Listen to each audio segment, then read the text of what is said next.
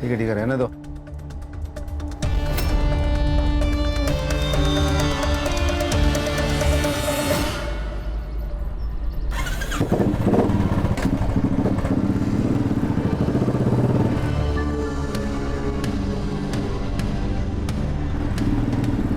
जयंत भाऊ जिंदाबाद, जयंत भाऊ जिंदाबाद, जयंत भाऊ जिंदाबाद, जयंत भाऊ जिंदाबाद।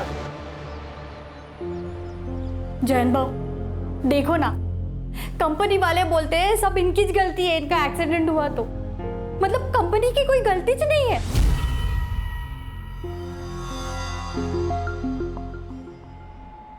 अरे घाबरायचं नाही, जोपर्यंत हो जयंत हाय काय गौतम।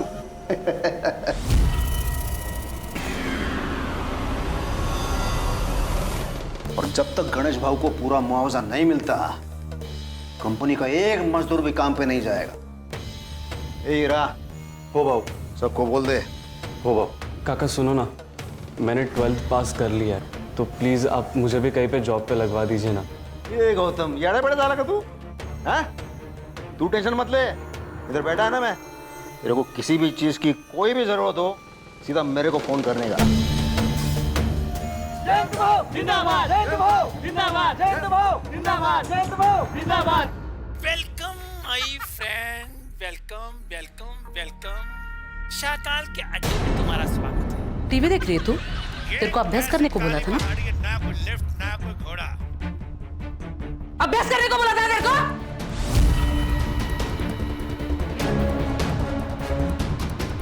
दिखाती हूँ मैं तुझे अभी काटी कुटी गिली माझी। यार तुम दोनों की किटकिट खत्म ही नहीं होती। बाबा देखो ना, इन्हें मुझे कितना मारा। तूने भी तो आई की बात मानी नहीं होगी ना।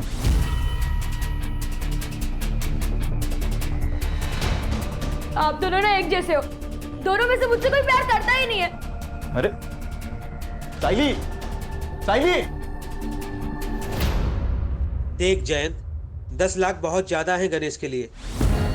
अरे खन्ना साहब, बंदा बेड पे है, जिंदगी भर उसने आपके फैक्ट्री के लिए काम किया है और अब आपके फैक्ट्री के एक्सीडेंट की वजह से वो आगे जिंदगी भर काम नहीं कर पाएगा। एक काम कर, 5 में निपटा ले, नहीं तो वो भी नहीं मिलेगा। आपको पूरे के पूरे 10 लाख रुपए देने पड़ेंगे। ये तो क्या, फैक्ट्री पर ताला लगाऊंगा, एक वर्कर भी काम पर नहीं आएगा। और आपको तो मालूम है ही, एक दिन भी अगर ये आपकी फैक्ट्री बंद रहेगी तो आपका कितने का नुकसान होएगा?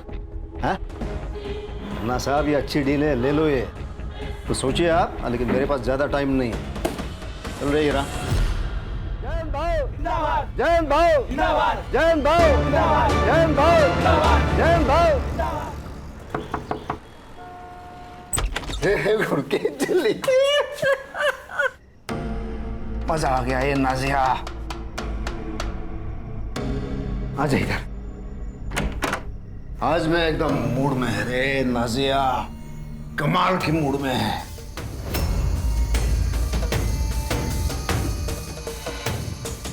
पता है, लोगों ने मेरे नाम के नारे लगाए हैं, जय जयकार जयंत भाऊ जय जयकार।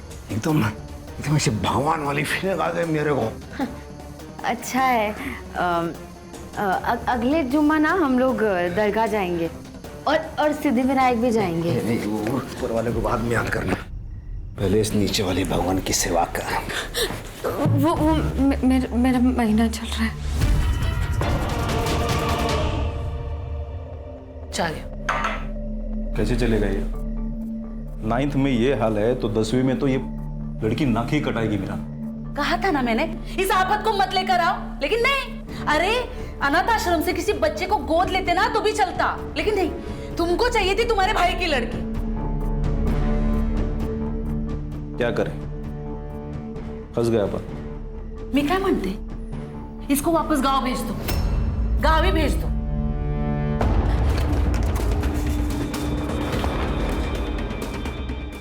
हेलो, वो कमीना आपके पास ही आ रहा है क्या? रिद्धि, रिद्धि बेटा तू चल, जल्दी निकल यहाँ से, चल। भाई रात के 10 बजे कहाँ जाऊँ? अरे वो राक्षस यहाँ आ रहा है, अभी अभी नाजिया का फोन आया था। किसी भी दोस्त क्या चली जा, कहीं भी चली जा, बस अभी यहाँ से निकल। चल जल्दी चल बेटा, चल चल जल्दी चल, ये डाल ले।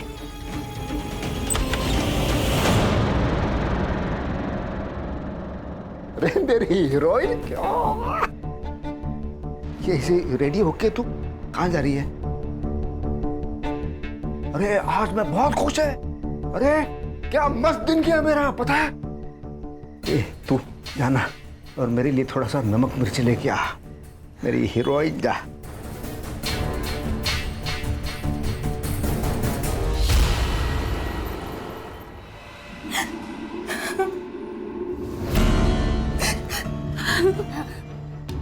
ऐसे स्माइल करके करेगी ना तो पूरी रात प्यार से बीतेगी, नहीं तो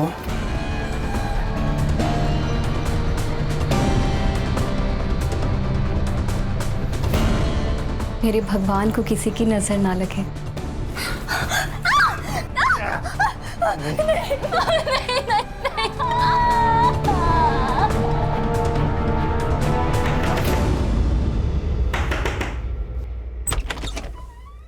तुम हसन, तू यहाँ क्या कर रहा है? लेने आया हूं तुझे।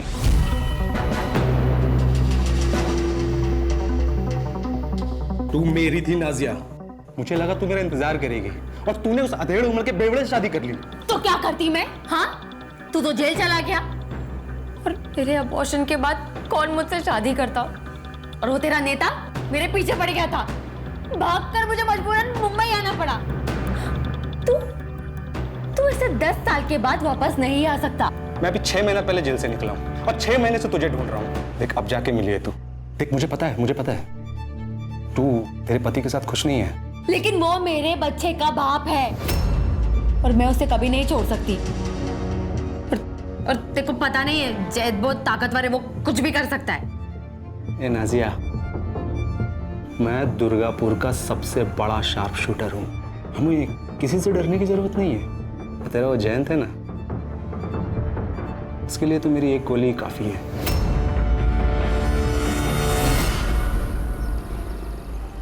मैंने बोला था ना वही नहीं, कंपनी की पुंगी बजाऊंगा। वो कंपनी के मालिक से लड़के 10 लाख रुपए का चेक लेके आया मैं। भाऊ तुमचे खूप आभारी आहे भाऊ। हीरा, हो भाऊ, ये चेक गणेश भाऊ के अकाउंट में डालने का। हाँ, जब मैं कॉल करूंगा तभी। कॉल करूंगा म्हणजे? कोई नहीं, अपन थोड़ा बात करते हैं ना पहले। हाँ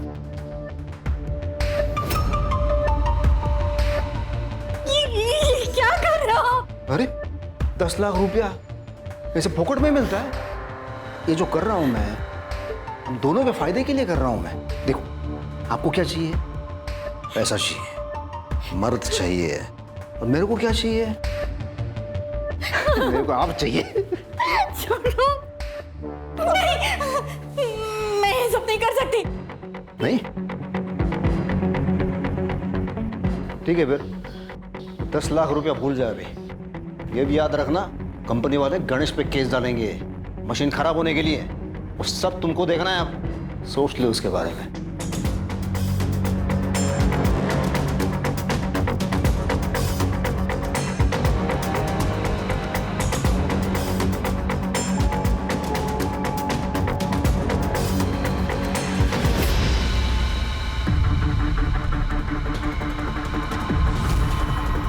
साइली, ये क्या कर रही है तू? चोरी कर रही है तू? हाँ, चोरी करेगी? आज मैं तेरे को नहीं छोड़ेगी, आज नहीं छोड़ूंगी, आज नहीं छोड़ना तुला। साइली, साइली, कुछ करो ना। अरे वो सर्विस करने साइली।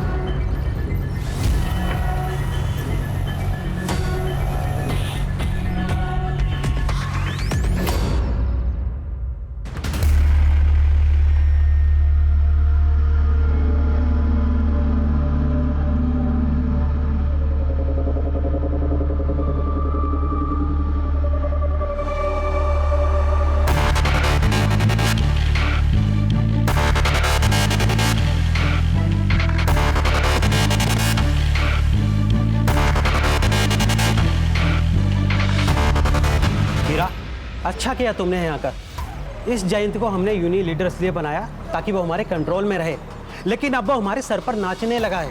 इसलिए अभी ऑफर मैं तुम्हें दे रहा हूँ जो 10 साल पहले मैंने जयंत को दिया था। लेकिन हाँ, एक बात याद रखना, इसे यूनियन लीडर से हटाना आसान नहीं है। खन्ना साहब, जयंत जिंदा रहेगा तभी तो लीडरगिरी करेगा ना।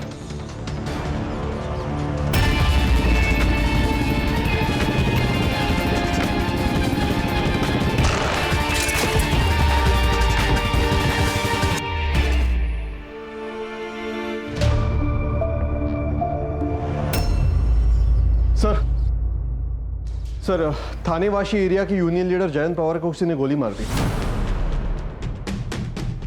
जयंत पवार? सर, मैं PSI Sanjay Sawant, MG police station Thane से। मुझे आपको एक ज़रूरी इन्फॉर्मेशन देनी है सर। थोड़ा जल्दी बताइए, मुझे अर्जेंसी में कहीं पहुंचना है। सर, ये हमारी बेटी के बारे में।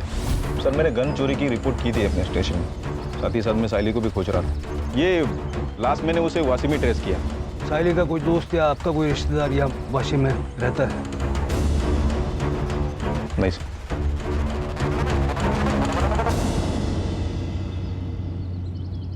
अरे रुकिए रुकिए, अरे वो देखिए लड़की। हाँ तो हम क्या करें उसमें? ऐसे कैसे? उसे हम अकेला नहीं छोड़ सकते।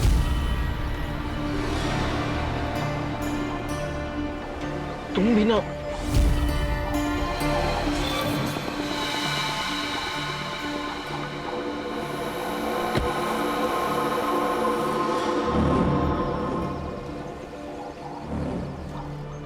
बेटा, अरे नहीं नहीं बेटा, डरो नहीं, मैं कुछ नहीं करूंगी तुम्हें। तुम ठीक तो हो? खोई हो क्या? चल, हम यहीं पे रहते हैं, हमारे साथ घर चलोगी? आओ।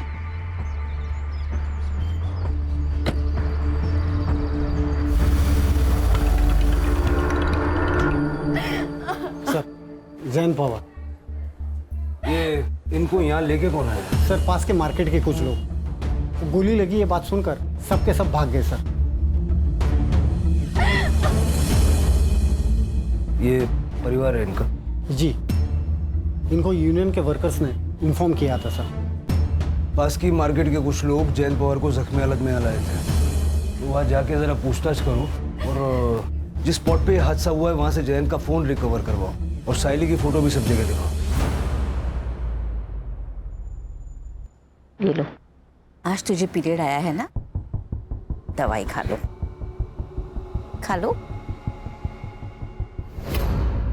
अरे ऐसा तो होता ही है, मैं तुम्हें अपने हाथों से नहलाऊंगी, फिर भोग। मेरा मतलब है कि फिर हम खाना खाएंगे। नहीं, मैं खुद नहा लूंगी। ऐसे कैसे? तू हमारे यहाँ पे पहली बार आई है ना, तो अब से तेरे सारे काम हम ही करेंगे। सही कहा ना? हाँ बिल्कुल। चलो उठो, आओ उठो। रुक रुक, छोड़, आंखें कहाँ जा रही है? हाँ, आज के बाद इस घर से तू कहीं नहीं जाएगी, समझी? चलिए इसे लेकर। इस लड़की को आपने देखा है कहीं, या आपके पति की जान पहचान में हो? नहीं सर, मैं नहीं जानती। और ये कहाँ काम करते थे, किससे मिलते थे, मुझे कुछ नहीं पता। आपको किसी पे शक है क्या? मतलब कोई ऐसा होगा ना जो आपके पति पे हमला कर सकता है? सर, मुझे कुछ नहीं पता सर, लेकिन पिछले 4-5 दिनों से बहुत परेशान लग रहे थे और मैंने 1-2 बार गुस्से में बात करते हुए भी सुना था। पर क्या? पर सर, वो उनकी पहली बीवी और उनकी बेटियां उनका पीछा ही नहीं छोड़ रही थी। कुछ दिन पहले तो वो मेरे घर तक आ गए। मैं जयंत की जायज बीवी हूँ, समझी? उसके घर, उसकी जायदाद पर मेरी बच्चियों का हक है। मैंने नहीं कहा था जयंत से कि शादी जायदाद मेरे बच्चे के नाम कर दे, उसने खुद की है। तो उससे ये बात जरूर कह देना कि अगर उसने अपनी वसीयत नहीं बदली ना, तो मैं उसे छोड़ूंगी नहीं। उसके मरने के बाद उसका सब कुछ मेरा और मेरी बच्चियों का ही होगा। सर, वो इनकी पहली पत्नी को बहुत गुस्सा आता है।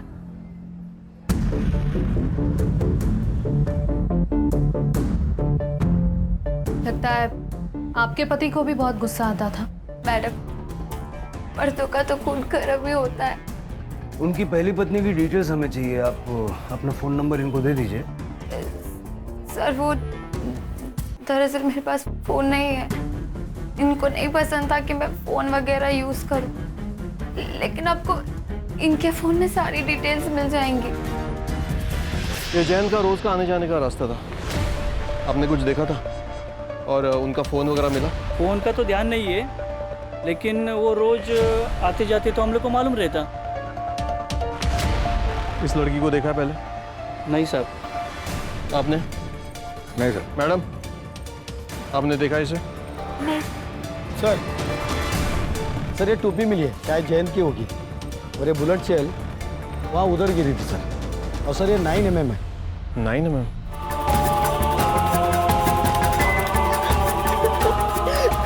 छोड़ो। ये लीजिए, इसे मंगलसूत्र पहना दीजिए। हाँ, ये तो पहनना ही पड़ेगा, क्योंकि अब तू मेरी बीवी बनेगी। छोड़ो, मुझे ये नहीं पहना। अब बन गई तू मेरी बीवी। अब होगी तुम्हारी सुहागरा। 9mm service girl. इतने इरेस्पॉन्सिबल कैसे हो सकते हो संजय? ये देखिए, ये थानेवासी मजदूर यूनियन का लीडर है। साइली जानती थी क्या इसे? नहीं। संजय, पक्का साइली ने कॉल नहीं किया ना? नहीं हो सर, उसने अगर फ़ोन किया रहता तो मैं आपको बताता सर। शायद इस कांड के बाद वो डर गई होगी। सर, मेरी साइली बहुत ही अच्छी लड़की थी, वो किसी को नहीं मार सकती। जब वो आपके पास थी तब इतना प्यार किया होता तो शायद भागती नहीं वो। ठीक है संजय, तुम दोनों जाओ, लेकिन याद रखना साइली कांटेक्ट करेगी। Be vigilant. जी सर। करड़े सर, दोनों के फोन सर्वेलेंस पर डालो। सर, मैंने जयंत की पहली बीवी के बारे में पता किया। 10 साल पहले उसने उसे नाजिया के लिए छोड़ दिया था, लेकिन दूसरी शादी के बाद भी वो अक्सर शीला के घर जाता था और उसे और उसकी बेटियों को मारता था। दरअसल वो अपनी बेटियों को पसंद ही नहीं करता था, इसलिए वो चाहता था कि सारी प्रॉपर्टी अपने बेटे के ही नाम कर दो। मतलब पहली बीवी शीला के मन में भी इतना गुस्सा तो भरा हुआ था कि वो जयंत को जान से मार डाले। सर, हो सकता है शीला ने खुद ना मारा हो, किसी को कॉन्ट्रैक्ट दे के मरवाया हो। करड़े सर, जरा चेक करो जयंत की किसी ने सुपारी उपारी ली है क्या? सर, सीसीटीवी में क्या मिला पंकज? सर, बहुत ही छोटा मार्केट है। मेन एंट्रेंस पे एक सीसीटीवी कैमरा है, लेकिन जिस गली में शूट आउट हुआ वहाँ पर कोई भी कैमरा नहीं है। फिर भी उस एरिया का अच्छे से फॉरेंसिक करवाओ और नाजिया के घर के बाहर अपना एक कांस्टेबल सिविल ड्रेस में लगवाओ। हो सकता है कि शीला नाजिया पे या उसके बच्चे पे अटैक करने की कोशिश करे। जयंत का फोन सापड़ लगा? नहीं मिला सर, सब जगह पे देखा। कल से नंबर भी बंद आ रहा है सर। सीडीआर मंगवाया है सर। कोई जयंत को गोली मार देता है और उसका फोन लेके भाग जाता है। उस फोन में कुछ ना कुछ तो होगा। हो सकता है सर उस बच्ची ने चुराया होगा बेचने के लिए।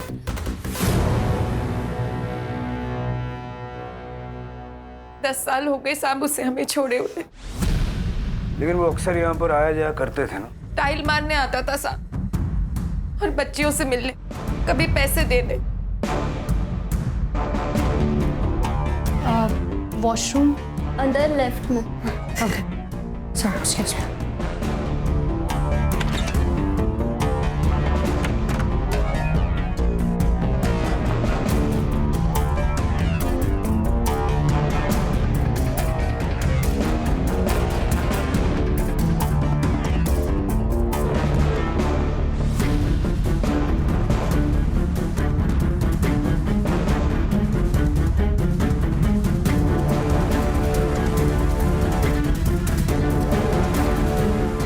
आपके पति ने अपना घर नाजिया के बेटे के नाम कर दिया, गुस्सा तो आया होगा आपको। और हमने सुना है कि आपने धमकी भी दी थी। हाँ साहब, लड़ाई की थी मैंने अपनी बच्चियों के हक के लिए। अपनी शादी तो बचा नहीं पाई, उससे क्या मारूंगी।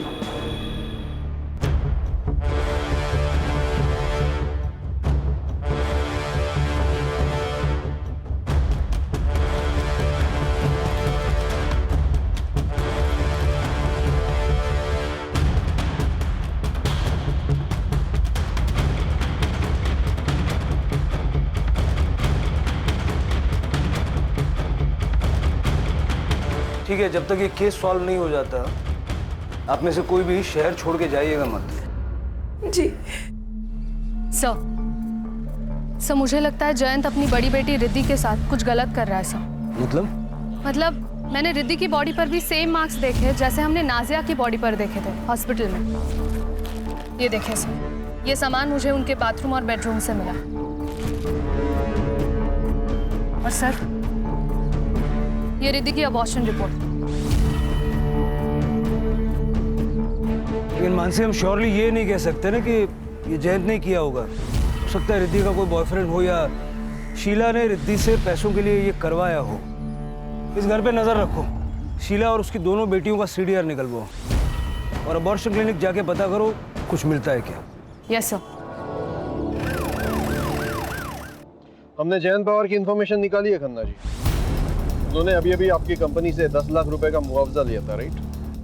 हमने पता किया है आपके पुणे के, नागपुर के और गुजरात की फैक्ट्री के वर्कर्स उससे बहुत खुश थे। वो लोग यूनियन फॉर्म करने वाले थे। उन्होंने जयंत को इनवाइट भी किया था हेल्प के लिए। देखिए सर, ये सब प्रॉब्लम्स हर फैक्ट्री में होती रहती है, तो इसका मतलब ये तो नहीं कि हम ऐसे आए दिन किसी का भी मर्डर करवा दें। हाँ सर, मैं जयंत भाव का राइट हैंड था। जयंत भाव के कहने पे ही खन्ना साहब ने 10 लाख रुपए दिए थे गणेश भाव के लिए। जयंत भाव हमारे लिए भगवान थे, हमने से कोई भी उनको मांग नहीं सकता साहब। ठीक है, थैंक यू।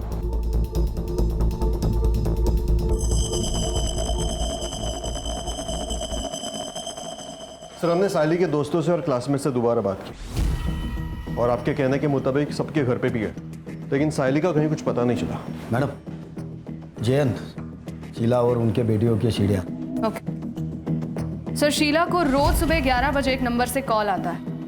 ये नंबर रिद्धि के नाम पर रजिस्टर्ड है सर। रिद्धि के नाम पे? यस सर, लेकिन इसका लोकेशन जयंत और नाजिया का घर दिखा रहा है सर। और फिर 11:30 बजे ये फोन स्विच ऑफ हो जाता है। रोज आधा घंटा शीला से बातचीत की जा रही है, मतलब जयंत ने ये नंबर सिर्फ शीला से बात करने के लिए लिया था। यस सर, जयंत ही बात करता होगा और नाजिया को ये पसंद नहीं होगा कि वो अपनी पहली बीवी से बात कर रहा है। सर, कहीं ऐसा तो नहीं है कि नाजिया ने ही जयंत को मरवा दिया हो क्योंकि वो अपनी पहली बीवी से टच में था? हो सकता है, जेलसी एक बहुत बड़ा फैक्टर है। अबॉर्शन क्लिनिक से कुछ पता चला? यस सर, रिद्धि का अबॉर्शन हुआ था लेकिन वो शीला के साथ गई थी सर। बच्चे के पिता के बारे में नो आइडिया। सर, मैंने जयंत के बारे में आसपास पूछताछ की। ये जयंत काफी बार शीला के घर आता था। बोला शिंदे। हेलो सर, एक आदमी नादिया जी के घर पे आया था, सुबह भी आया था और रात को भी आया था। फोटो भेज। ओके सर, भेजता हूँ। ममता, हाँ? सुनना, मैं क्या कह रहा था, उस लड़की के साथ हम कुछ करें इससे पहले एक बार कर लूं। खून मुंह लग गया आपके? बस एक बार। ठीक है, मगर उसके बाद काम खत्म। प्रॉमिस।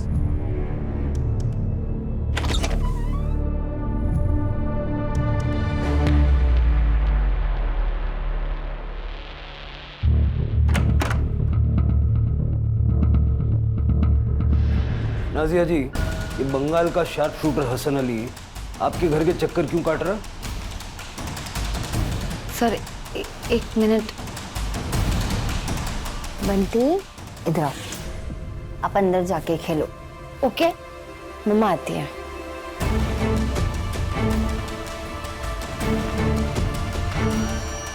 सर, मेरा और हसन का अफेयर था बंगाल में, लेकिन उससे 10 साल की जेल हो गई थी। और जब वो रिहा हो गया तो उसकी मदद से तुम दोनों ने मिलकर जयंत को मरवा दिया। क्या? नहीं, ऐसा बिल्कुल नहीं है। हसन इसलिए आया था क्योंकि वो चाहता था कि मैं भागकर फिर से बंगाल चलूं उसके साथ।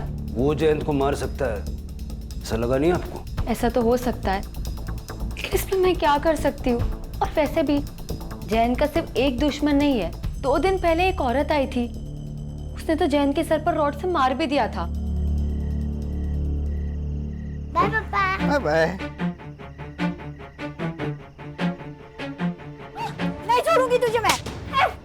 ये दिशा, चल निकल यहाँ से।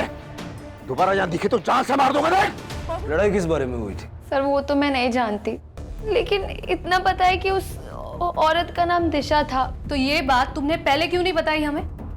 मैम, मैं इतने बड़े हादसे में मैं बताना भूल गई। तब पीएम रिपोर्ट के हिसाब से जयंत की मौत 25 जुलाई को रात 8 से 10 के बीच में हुई थी। Cause of death excessive blood loss. Sir Jayant को लगभग 10 फीट की दूरी से 9 mm बुलेट लगे। और हाँ, रिद्धि के घर जो कॉन्डम्स और बाकी सामान मिला है वो भी जयंत का ही है सर। वो गली में अंधेरे में 10 फीट की दूरी से गोली मारी तो किसी शार्प शूटर का ही काम हो सकता है सर। साइली तो इतनी स्किल नहीं हो सकती। सर हो सकता है तुक्का लग गया हो। हाँ सर, काफी दिनों से हमारे किसी भी खबरी ने गन की खरीद फरोख्त की कोई इन्फॉर्मेशन नहीं दी है। हसन की कुंडली निकालो, देखो वो कब मुंबई आया, कहाँ ठहरा है, उसके ठिकाने पे रेड मारो, देखो गन्स वगैरह कुछ मिलती है क्या। साइली की क्या खबर? सर वाशी ट्रैफिक पुलिस और बिट चौकी की मदद से उसे ट्रैक कर रहा है। फिलहाल तो इतना ही पता चला है कि वो थाने से वाशी गई थी ऑटो लेकर, फिर वो स्टेशन के सामने गई और शायद वहां से वापस आ गई और दूसरे दिन उसे शांतिनगर मार्केट में देखा गया। सर अगर साइली ने जयंत को मारा है तो वो डर गई होगी, भाग सकती है। लेकिन साइली के पास जयंत को मारने का मोटिव क्या है और वो इस वक्त है कहाँ?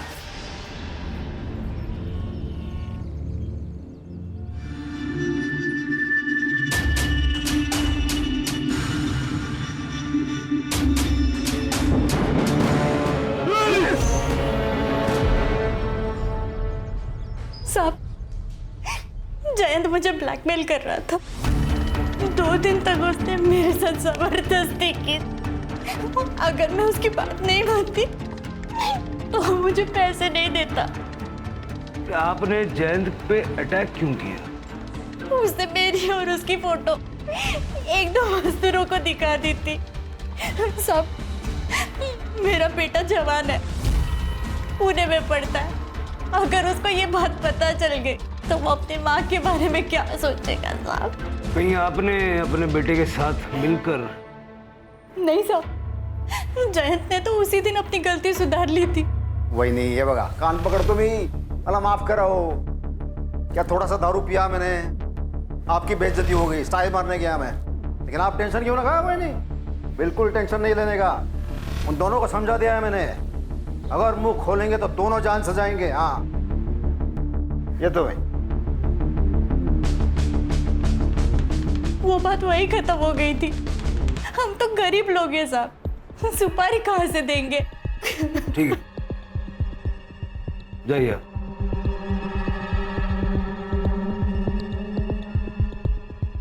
मानसी सर, इसके बेटे की कॉल डिटेल्स निकालो तो जरा पता करो किन 2 मजदूरों को जयंत ने वो बात बताई थी। Yes sir. हेलो, क्या? सर ये तो साइली है, संजय की बेटी। सर बॉडी की हालत देख के तो लग रहा है कम से कम 2-3 दिन पुरानी होगी। मतलब जयंत की बॉडी से भी पहले से साइली की बॉडी यहाँ पड़ी हुई थी। इसे शायद बांधा होगा और बहुत मारा होगा। और सर शायद जबरदस्ती भी की गई होगी। सर कोई बुलेट सेल नहीं मिली। सर हो सकता है एक ही टाइम पे एक ही गन से दोनों को मारा गया। साइली को यहाँ नहीं मारा गया, उसकी बॉडी को बांध के यहाँ डंप किया गया। बॉडी को पोस्टमार्टम के लिए भेज दो और संजय को इन्फॉर्म करो।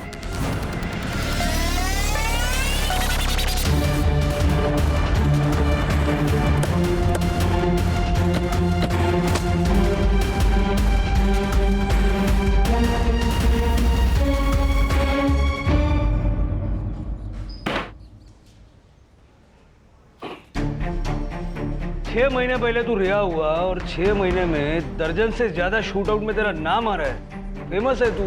नाम आने से क्या होता है? सच थोड़ी ना हो जाता है। इतना दूध का दुला हुआ नहीं है रे तू। नाजिया ने सब बताया है।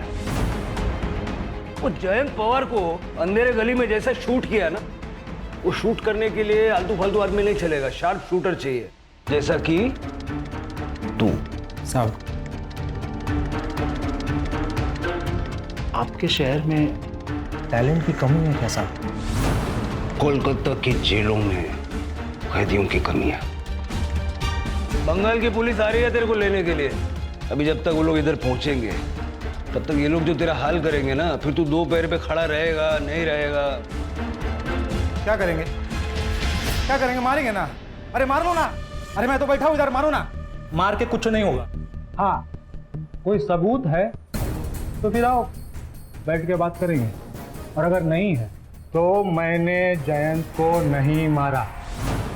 मेरी आखिरी सांस तक ना कल यही सुनने को मिलेगा। सर दिशा की कॉल डिटेल्स और एलिबाई चेक हुई है। जिस दिन जयंत का मर्डर हुआ था उस दिन वो अपने घर पे ही थी सर। और सर उसका बेटा गौतम 25 तारीख को वो अपने पीजी में ही था, पुणे में। किसी ने कंफर्म किया कि वो पीजी में ही था? यस सर, उसके रूममेट ने बताया, क्योंकि उस दिन गौतम की तबीयत ठीक नहीं थी तो उसके रूममेट ने ही उसे मेडिसिन दी थी। सर जिस नंबर से शीला को कॉल आता था वो 11 बजे वाला वो ऑन हुआ है नाजिया के घर के एरिया में। करने से बोलो कि जाके चेक करे नाजिया के घर पे बैठ के कौन वो फोन यूज कर रहा है। यस सर, आइए।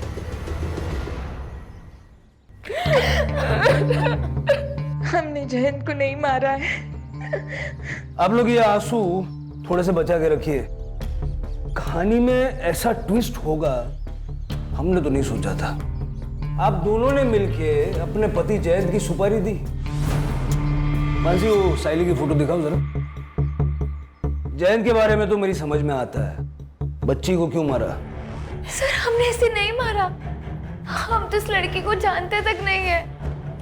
एक बात जयंत की, जब हमको भी हमारी तरह रोज मार खाना पड़े तब पता चलेगा कि कैसा लगता है। जब जयंत ने नाजिया से शादी की तो मुझे बहुत गुस्सा आया साहब, लेकिन जब मैंने इसकी हालत देखी तो मुझे समझ आया कि जयंत को बीवी नहीं बस अपनी अय्याशी करने के लिए औरत चाहिए। और सर जब मुझसे उसका मन भर जाता तो वो रिद्धि के साथ, अपनी बेटी के साथ? रिद्धि जयंत की बेटी नहीं है साहब। जब हमारी शादी हुई तब मैं पेट से थी। मेरे पिता ने ढेर सारा दहेज दिया था, इसलिए जयंत ने कुछ नहीं कहा। जिस किसी ने भी उस जानवर को मारा है ना, सही किया। फिर आपने एक दूसरे के खिलाफ क्यों बोला? अगर हम आपको ये बताते कि हम दोनों के बीच में कोई प्रॉब्लम नहीं है तो आप लोग हम पर शक करते। पंकज,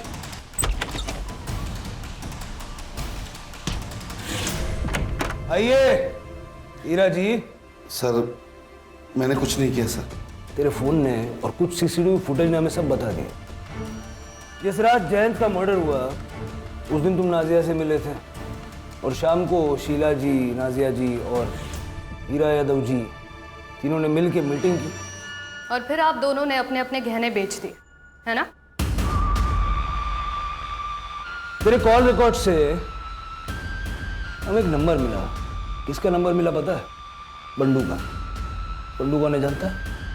मुंबई का कॉन्ट्रैक्ट किलर। हाँ सर, मैंने किया था कॉल और जयंत भाई को मारने के लिए ही। लेकिन साहब उसने मेरे से 15 लाख रुपए मांगे और इतने पैसे थे नहीं मेरे पास। हाँ साहब, हमने अपने गहने बेचे थे लेकिन 15 लाख नहीं जमा हो पाए। वो लालची बंडू कम में मान गया? नहीं साहब, उसने कहा इतने कम पैसे में वो यूनियन लीडर को मारने का रिस्क नहीं लेगा। अगर हमने सुपारी दी होती तो हमारे पास पैसे नहीं होते। मेरे और शीला दीदी दोनों के पैसे घर पर ही है, अब चाहो तो चेक कर सकते हो। वो आपने गन्स के बारे में पता करने को कहा था। हाँ। पुणे में एक आदमी है, 3-4 गन्स इलीगल तरीके से पिछले महीने उसने बेचा। कौन है रे? सर वो कोई डीलर है, टोनी। नक्सलवादियों के साथ मिलकर काम करता है, पुलिस वाले टीम पे हमला करता है और उनके वेपन्स लेकर अलग अलग जगह बेचता है सर।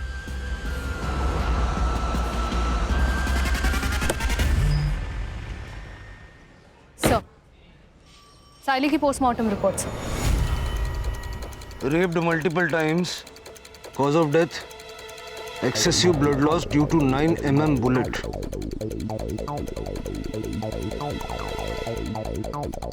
सीमन भी है। टाइम ऑफ डेथ 25 जुलाई रात 10:30 से 12:30 के बीच। सर इसका मतलब जब जयंत की बॉडी हॉस्पिटल लेकर गए थे तभी इन लोगों ने साइली की डेड बॉडी यहाँ डंप की होगी। सर साइली की बॉडी हमें जिस स्पॉट पर मिली है वो स्पॉट मेन रोड से थोड़ा हटके है। लेकिन आए तो किसी न किसी रास्ते से होंगे ना। हॉस्पिटल से टाइम पता लगाओ, जयंत की बॉडी को किस वक्त वहां ले जाया गया, और मार्केट के एंट्रेंस का सीसीटीवी एक बार चेक करो। आसपास के लोगों से पूछताछ करो किसी ने कोई मूवमेंट नोटिस की है क्या, और क्राइम सीन दोबारा से चेक करो क्योंकि दोनों मौतें 25 तारीख को हुई हैं।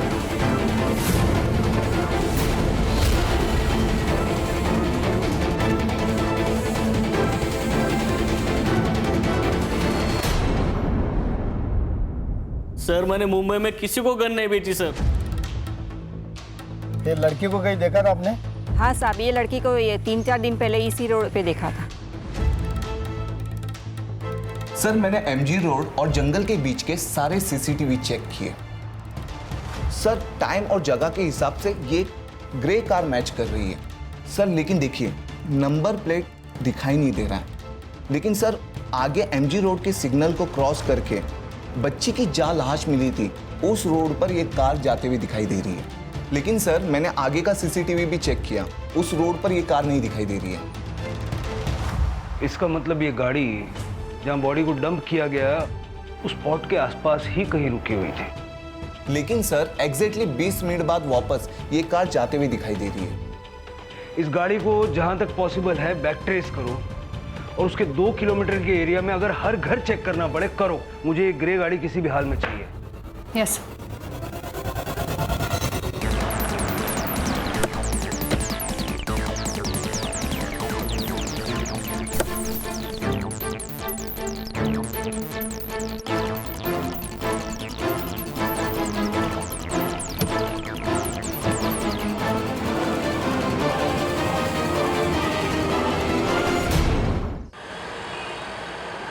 हमने कुछ नहीं किया है सर।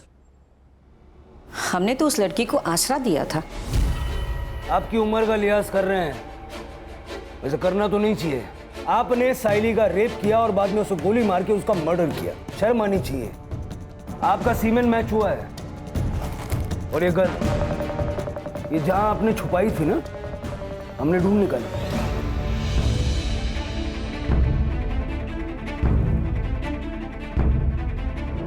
इसी गन से साइली पे गोली चलाई गई थी। ये मेरे पति हैं, इन्हें कैंसर है। डॉक्टर ने कहा है कि कोई भी दवाई इन पर असर नहीं कर रही है। पीर बाबा ने कहा कि इनकी दूसरी शादी करो, वही इनके संकट को हर सकती है। इसीलिए हमने उसके साथ शादी करवाई। उसने तो कहा था कि उसके माँ बाप उसे पसंद नहीं करते, भाग कर आई थी यहाँ पर। और उसी बात का फायदा तुम लोगों ने उठाया। जो भी किया ना, अपने पति की जिंदगी के लिए किया। पति ही मेरा परमेश्वर है। अब जेल में पूजा करना एक दूसरे की।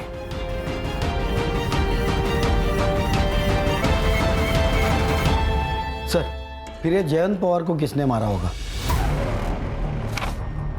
टोनी ने जिनको गन्स बेची है ना, उन सबके स्केचेस बनवाओ उससे। सर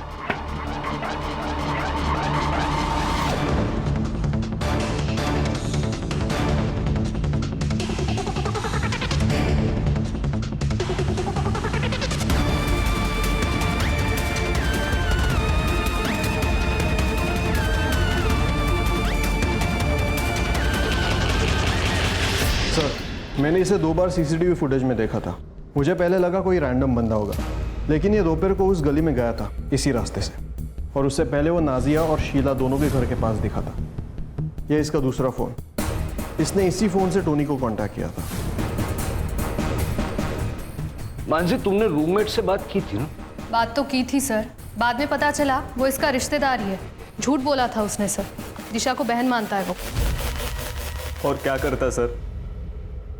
उस राक्षस से लड़ने की हम में से किसी में हिम्मत तो थी नहीं सर। उसने मेरी माँ के साथ, जब मुंबई से मेरी माँ को सरप्राइज देने के लिए आया था,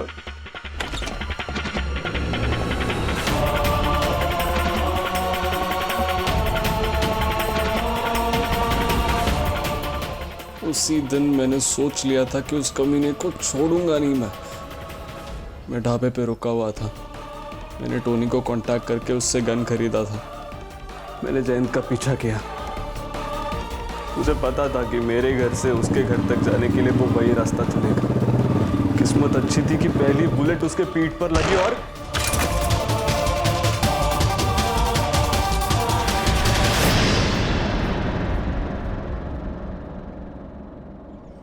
जयंत को गॉड कॉम्प्लेक्स था। उसकी बीवियों ने उसके इतने जुल्म सहे कि जयंत को लगने लगा कि उसके सारे गुनाह माफ हैं। ऐसी गलतियों को शय मिलने की वजह से ही तो इंसान जयंत जैसा राक्षस बन जाता है। अगर शीला ने जयंत के खिलाफ आवाज उठाई होती तो जयंत की मनमानी रुक जाती और शीला, नाजिया और बाकी सबको ऐसे हालात से गुजरना नहीं पड़ता।